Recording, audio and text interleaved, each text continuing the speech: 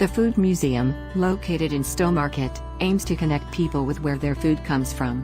We explore themes connected by food, social, historical, technological, industrial, environmental, and give visitors hands-on experiences which bring collections alive, teach skills and create memories. Set across 75 acres of glorious Suffolk countryside, with 17 fascinating historic buildings to explore.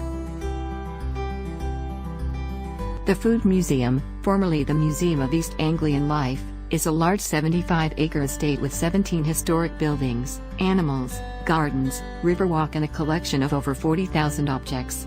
Through exhibitions, activities, events and programs, the museum seeks to engage visitors with where their food comes from and the communities that grow and make it. Also known as Britain's breadbasket.